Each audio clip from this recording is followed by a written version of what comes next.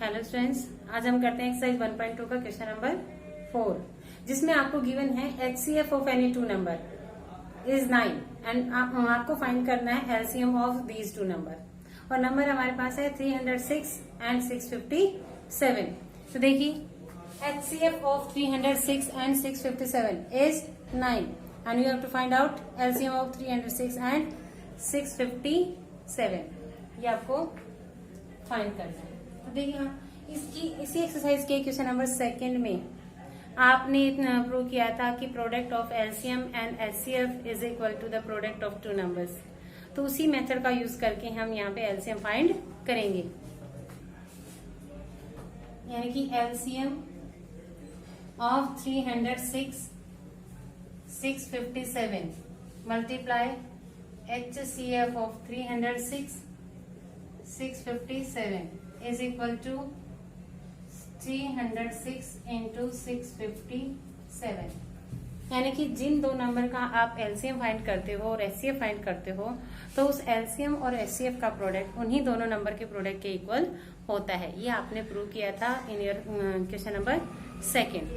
तो इसी के थ्रू हम निकालते हैं यहाँ LCM आपके पास नहीं है तो इसको आप एज इट इज लिख देंगे, मल्टीप्लाई HCF आपको गिवन है 9, तो ये है 9 इज इक्वल टू 306 एंड 657। अब ये 9 इधर मल्टीप्लाई में है और उधर जाके क्या हो जाएगा आपका डिवाइड में, ले जाइए उसको। LCM ऑफ 306 एंड 657 आपको गिवन हो जाएगा, sorry this is multiply sign, 657 upon 9 cancel कर दीजिए। 9 1 जा 9, 9 से 9 3 जा 27 एंड 9 4 जा 36। और जब आप 34 और 657 को मल्टीप्लाई करेंगे यू गोट योर LCM और वो आपका आ जाएगा 2 2 3 3 8। तो यहाँ पे LCM हमारे पास आ जाएगा 306 657 इज इक्वल टू 2 2 3 3 8। ये आपका आंसर होगा।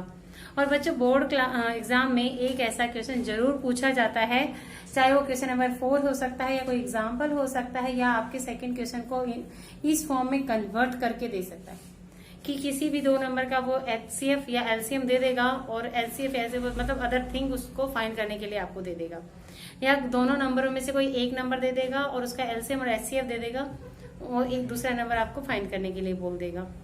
तो ये चीज एक आपकी कहने का मतलब है ये मेथड वेरीफाई करना और इसको यूज करना, ये दोनों में से कोई एक क्वेश्चन जरूर आपके बोर्ड में पूछा जाता है, तो इसको प्लीज प्रिपेयर वेल। तो ये था आपका क्वेश्चन नंबर 4। अब आते हैं आपके क्वेश्चन नंबर 5 पे।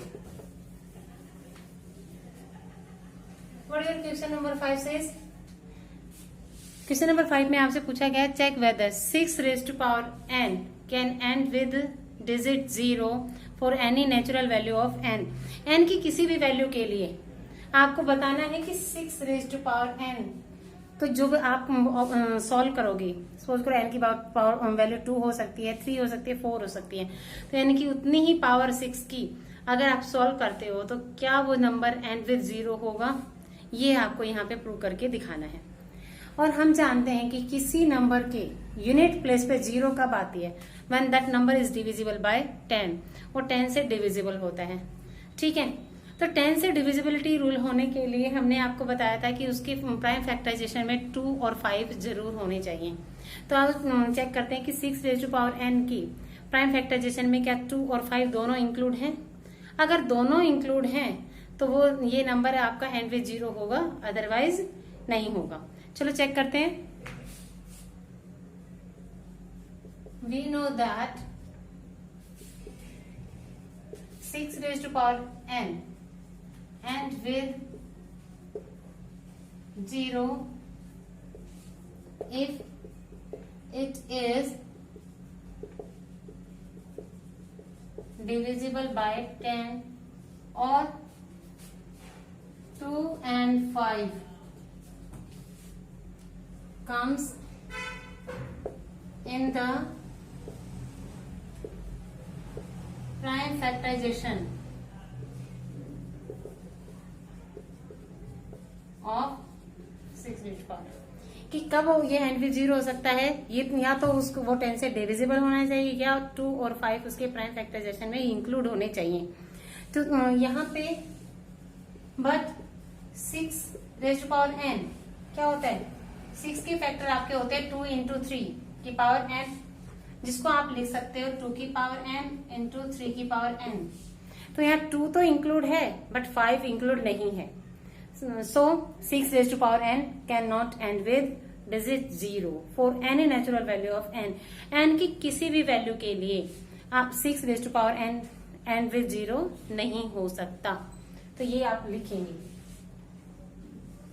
since 5 is not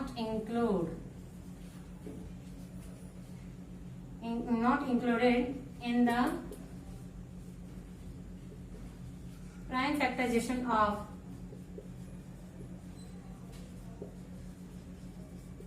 6 raised to power n, so it can't be and with digit 0 for any natural value of n। n की किसी भी वैल्यू के लिए ये n विद 0 नहीं हो सकता। यहाँ पे आपने प्रूव कर दिया। इसी के जैसा एक एग्जाम्पल भी है, वो भी मैं आपको करवाऊंगी। अब तभी तक आप उसको प्रैक्टिस कीजिए, देखिए कि क्या अपने आप उसको सॉल्व कर पाते हैं यूजिंग दिस मेथड। और यही आपका लिखने का तरीका होता है, इस क्वेश्चन को सॉल्व करने का तरीका होता है, कितना पूरा हमें उसको एक्सप्लेन करना होता है। Okay, now come on the question number 6। अब आ जाइए इसी एक्सरसाइज के क्वेश्चन नंबर 6 पे।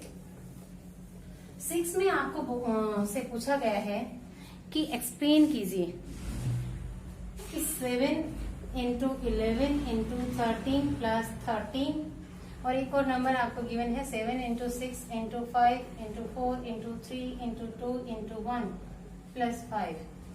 Explain why these number are composite number, कि ये नंबर कंपोजिट नंबर क्यों है, ये आपको एक्सप्लेन करना है। और हम जानते हैं कि कोई नंबर कंपोजिट नंबर कब होता है, जब उसके प्राइम फैक्टराइजेशन में 1 और द नंबर इटसेल्फ के अलावा भी अगर कोई नंबर इंक्लूड है या कोई नंबर उसका फैक्टर है 1 और उस नंबर के अलावा, तो वो नंबर आपका कंपोजिट नंबर होता है। तो यहाँ हम चेक करते हैं क्या इस नंबर के अलावा और 1 के अलावा क्या इसका कोई फैक्टर बनता है। अगर बनता है तो these are composite, otherwise prime. तो चेक करते हैं। तो यहाँ पे मुझे ये 2 टर्म दिख रही है जो कि प्लस के साइन के साथ कनेक्टेड है, और दोनों टर्म में मुझे 13 कॉमन नजर आ रहा है। तो मैं इसको बाहर ले लेती हूँ। तो मेरे पास यहाँ बचेगा 7 इंटू 11 प्लस 1, क्योंकि जहाँ पे कुछ नहीं होता उसके इंटू में 1 तो सबके होता है। तो 13 कॉमन निकालोगे तो वहां पे क्या रिमाइंडर रहेगा 1। तो 7 इंटू 11 प्लस 1, तो ये आपके पास आ गया 7 इंटू 77 प्लस 1 यानी कि 78। 13 एंड 78। यहाँ तो हम एक ढूंढ रहे थे, इसके 2 फैक्टर हो रहे हैं। 2 फैक्टर क्या, 78 तो खुद अपना एक इवन नंबर है, तो इसके तो और फैक्टर हो सकते हैं। तो यानी कि इस नंबर के और 1 के अलावा इसके और भी फैक्टर हैं। So this is composite number. लिख दीजिए, since 13 and 78 are the factors of 7 into 11 into 13 plus 13 other than 1 and the number itself। इस नंबर के और 1 के अलावा भी इसके 13 और 78 2 और फैक्टर आ जाते हैं। 78 तो खुद एक कंपोजिट नंबर है, तो और भी फैक्टर हो सकते हैं उसके। सो this is your composite number. अब हम चेक करते हैं कि क्या ये कंपोजिट नंबर है। तो चेक करिए, 7 into 6 into 5 into 4 into 3 into 2 into 1 plus 5। यहाँ पे भी मुझे 5 इधर नजर आ रहा है, 5 इधर नजर आ रहा है। दोनों टर्म है जो प्लस के साथ कनेक्टेड है, और दोनों में ही 5 आपका कॉमन आ रहा है। तो 5 को कॉमन ले लीजिए, ये मैंने ले लिया 5 कॉमन, तो यहाँ पे मेरे पास बच गया 7 into 6 into 4 into 3 into 2 into 1 plus 1, क्योंकि यहाँ 5 कॉमन चला गया तो यहाँ पे क्या बच गया हमारा 1, क्योंकि 1 तो सबके साथ इंटू में होता है। तो देखिए इसकी अगर मैं मल्टीप्लाई करते हूँ तो मेरे पास आता है 1008 प्लस 1, जो कि क्या हो जाता है 5 इंटू 1009। तो यहाँ भी इसके फैक्टर में क्या आ गया 5 और 1009 भी इसके फैक्टर्स हैं other than the 1 and the number itself. So this number is also composite number. Since इसको हटा देते हैं यहाँ पे। Since 5 and 1009 are the factors of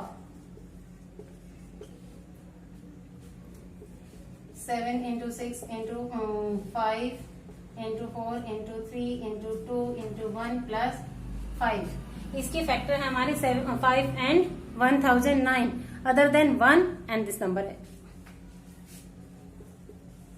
other than 1 and the number itself। इस नंबर के और 1 के अलावा ये दो फैक्टर हमारे और आ जाते हैं इसमें। सो this is also a composite number. Therefore 7 into 6 into 5 into 4 into 3 into 2 into 1 plus 5 is a composite number। ये भी आपका एक कंपोजिट नंबर है। तो यहाँ हमने प्रूव कर दिया कि दोनों के ही 1 के और नंबर इटसेल्फ के अलावा दो फैक्टर और बन रहे हैं या एक से ज्यादा और फैक्टर हैं, तो ये दोनों नंबर आपके क्या होंगे कंपोजिट नंबर होंगे। यही आपको चेक करना था कि ये कंपोजिट है या नहीं है। आ जाइए अब क्वेश्चन नंबर 7 पे।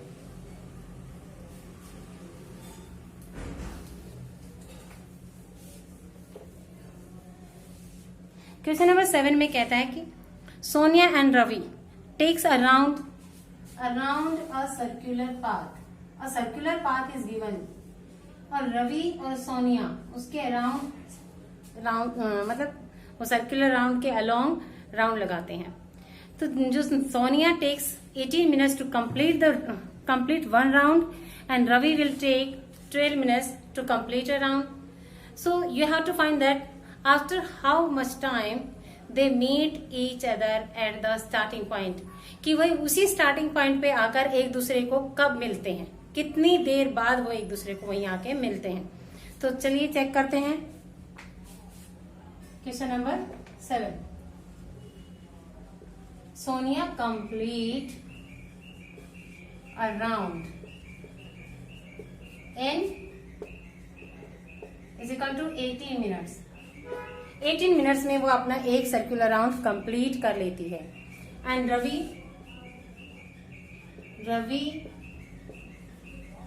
Complete a round in 12 minutes. वह 12 मिनट्स में अपना राउंड कंप्लीट कर लेता है। तो अब इसका हम एलसीएम फाइंड करते हैं, और एलसीएम वो नंबर होता है जो कि दोनों से ही इजीली डिविजिबल होता है और कंप्लीटली डिविजिबल होता है। और उसमें ये आ जाएगा कि कितने राउंड लगाने के बाद वो दोनों यहाँ आपस में मीट करते हैं। तो सबसे पहले हम एलसीएम फाइंड करते हैं 18 एंड 12 का using the prime factorization method. So 2 9s are 18, 3 3s are 9, 3 1s are 3, 2 6s are 2 3s are 6 and 3 1s are. Now we express 18 and 12 as their product of primes. So 2 into 3 into 3 and 12 is equal to 2 into 2 into 3. तो यहाँ pair बना लेते हैं, 2 और 3 का pair बन जाते हैं। एलसीएम कैसे निकलता है इन दोनों का 18 एंड 12 का? हम क्या करते हैं, जो पेयर में होते हैं उसमें से सिंगल ले लेते हैं, और जो नॉन पेयर में है मतलब जो पेयर में नहीं है उन सब टर्म्स को भी इंक्लूड कर लेते हैं इन योर एलसीएम। तो पेयर में से पहले मैंने 2 ले लिया, फिर नॉन पेयर वाला 2 ले लिया, फिर उसके बाद ये 3 ले लिया, फिर ये पेयर में से 3 ले लिया। अब इसकी मल्टीप्लाई हम करते हैं तो we got 36 minutes. After 36 minutes they meet each other at the starting point. After 36 minutes they meet each other at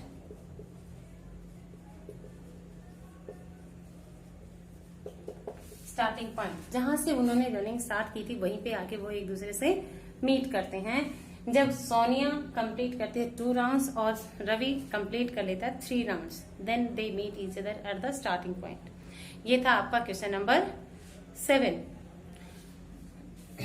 तो इसके बाद बच्चे मैं आपको एक क्वेश्चन देना चाहूंगी जो आप सॉल्व करके उसका आंसर कमेंट बॉक्स में डालेंगे और देखते हैं कि इसमें हमने क्या क्या सीखा था। इस एक्सरसाइज में प्राइम क्या होता है, कंपोजिट क्या होता है और एलसीएम और एचसीएफ कैसे फाइंड करते हैं and their product. The product of LCM and HCF is equal to the product of the 2 numbers। ये हमने यहाँ पे सीखा। तो देखते हैं कि किस बच्चे को कितना समझ में आता है, तो इसको सॉल्व करने की कोशिश कीजिएगा। बड़ी इजी ही छोटा सा क्वेश्चन है आपका।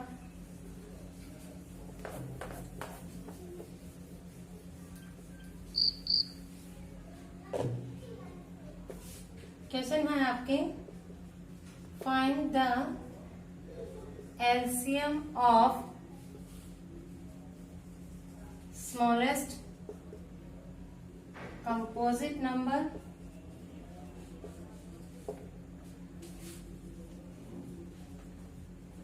and smallest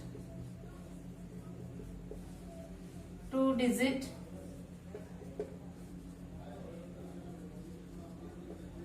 composite number। ये आपका क्वेश्चन है। नेक्स्ट वीडियो में इसका मैं सॉल्यूशन आपको कराऊंगी। तब तक के लिए try this question. Okay bye.